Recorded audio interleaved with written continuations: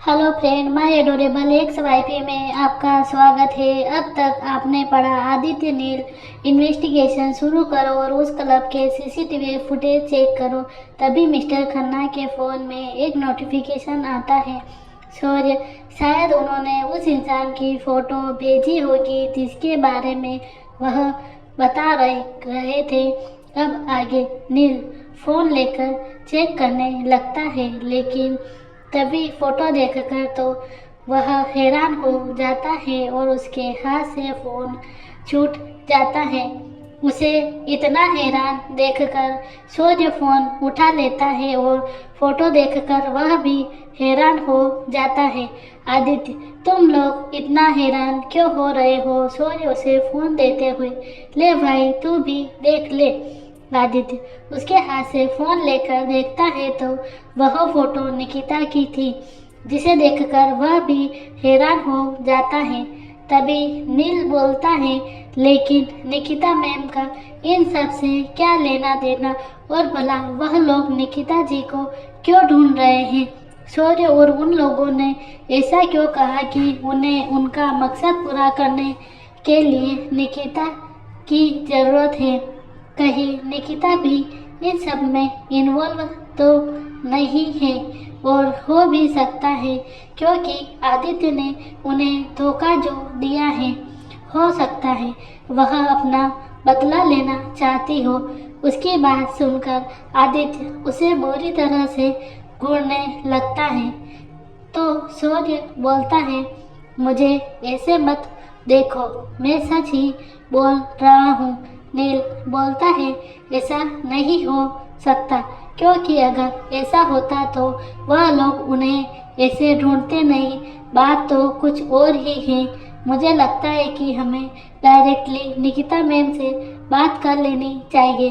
अगर वह इन लोगों के बारे में जानती होगी तो वह हम उन्हें जल्द ढूंढ लेंगे। आदित्य, नील, मैंने तुमसे जो कहा है वह करो। इतना बोलकर वह वहाँ से बाहर चला जाता है। उसके दिमाग में क्या चल रहा था यह तो सिर्फ उसे ही पता था। उसके जाने के बाद शौर्य और नील भी वहाँ से निकल जाते हैं। आज बॉक्सिंग एकेडमी में आदित्य इशिता और इशिका से मिलने नहीं आया था और यह बात दोनों को भी खल रही थी। भले ही वह दिखाती ना हो, लेकिन आदित्य कहीं ना कहीं उन लोगों को इफेक्ट करने लगा था। अब उन्हें भी उनका इंतजार रहता था। ऐसे ही दिन बीत जाता है।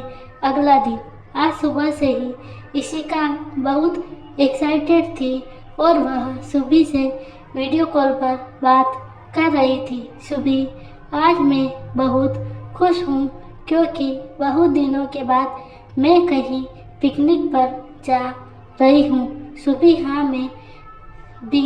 तभी निकिता वहाँ पर आ जाती है। सुबह उसे ग्रेट करती है और उससे बातें करने लगती है। निकिता बातों ही बातों में उससे पूछती है, सुबह आपके साथ और कौन कौन आ रहा है? सुबह, मैं और मम्मा। उसकी बात सुनकर निकिता हाँ में सर हिला देती है। वह बस जानना चाहती थी कि कहीं आदित्य भी तो वहाँ नहीं आ रहा है, लेकिन अब वह निश्चित थी। कुछ देर बात करने के बाद इशिका फ़ोन कट कर देती है। निकिता उन दोनों को रेडी होने के लिए बोल देती है और खुद भी अपने रूम में चली जाती है। तभी उसके पास विधि और निखिल की कॉल आती है। निखिल उसे बताता है कि वह कल वापस आ रहे हैं और उसके लिए एक सरप्राइज भी है।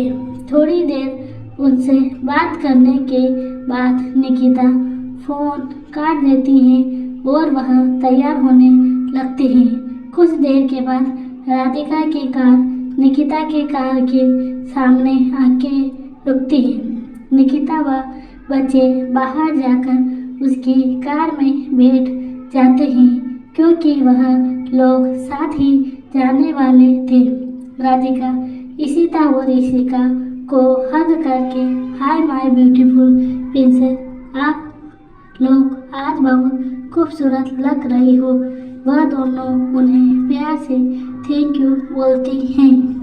निकिता सुबह से ही बातें करने में बिजी थी। सुबह को भी निकिता की कंपनी बहुत अच्छी लगती थी।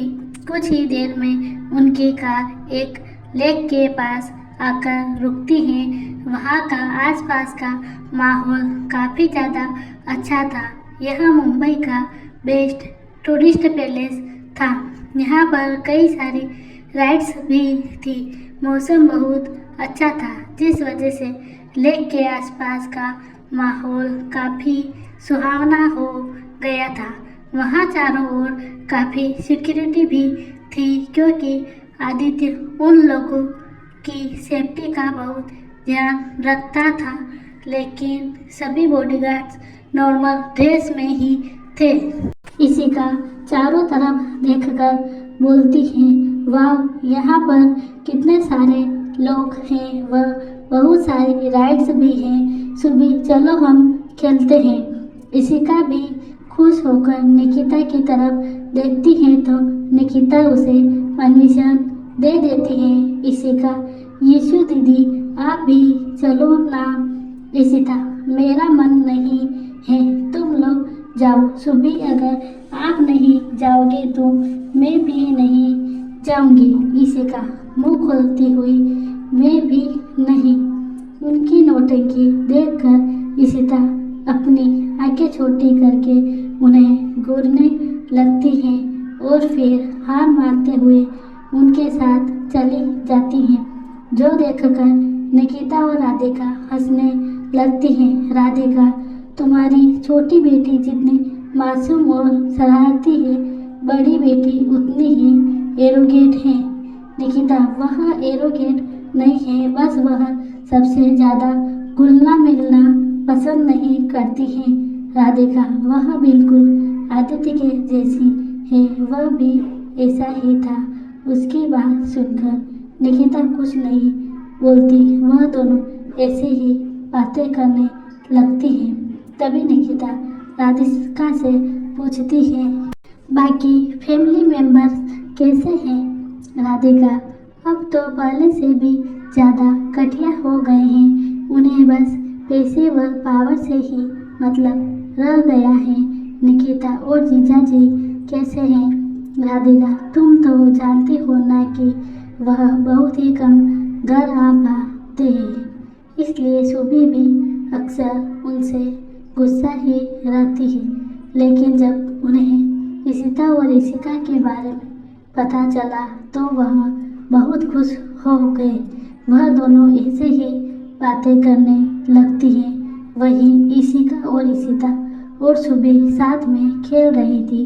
तभी सुबह की नज़र थोड़ी दूर पर फुटबॉल खेल रहे लड़कों पर जाती है। वह अपनी चमकती आंखों से उन्हें देखने लगती है और इशिका से बोलती है, इशिका, चलो हम भी उनके साथ खेलते हैं।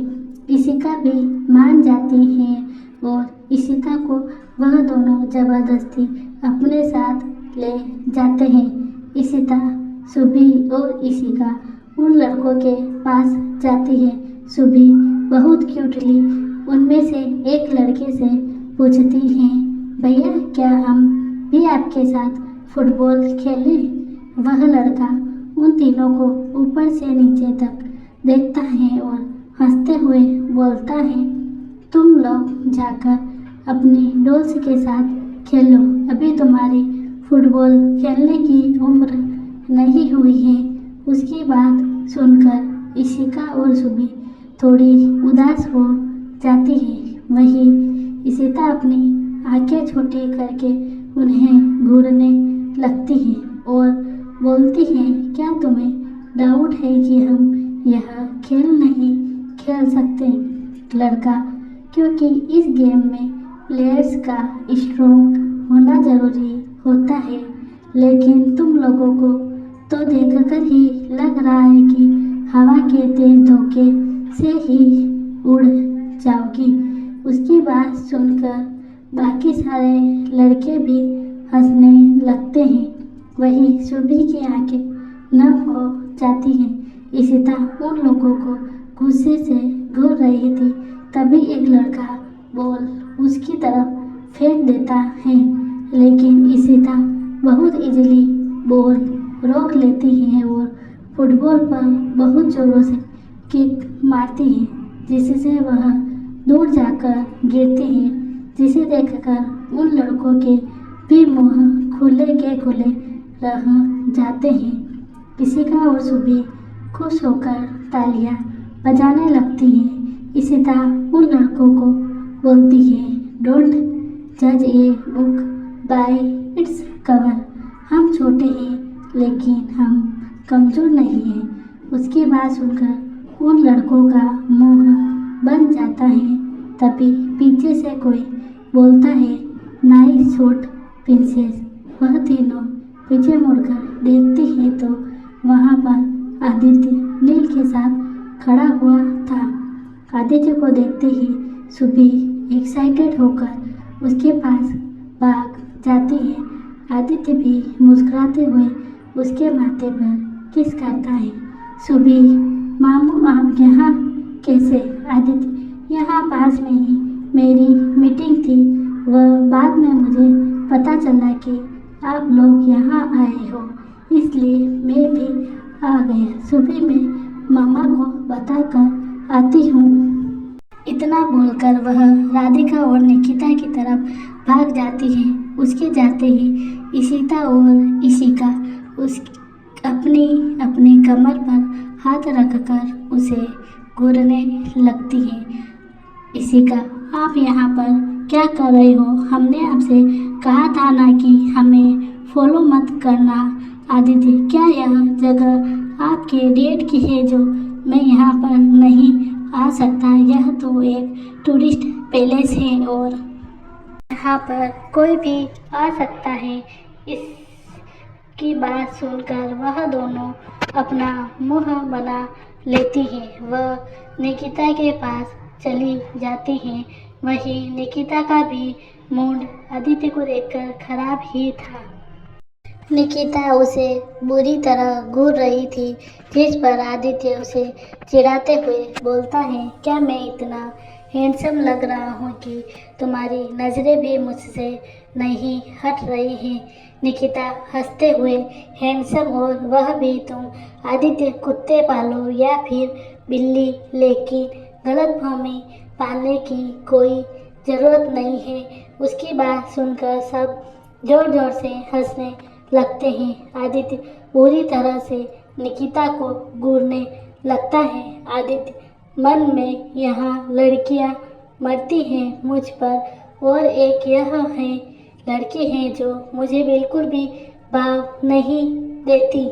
आदित्य की बात सही भी थी। वह सब से जब से वहाँ पर आया था सभी लड़कियों की नज़र उस पर ही थी। तभी सुबी निकिता से बोलती है, आंटी मुझे वॉशरूम जाना है, क्या आप मेरे साथ चलोगे? निकिता, हाँ, मैं सिर हिला देती है और उसके साथ जाने के लिए खड़ी हो जाती है। तभी वह डिसबैलेंस होकर गिरने लगती है।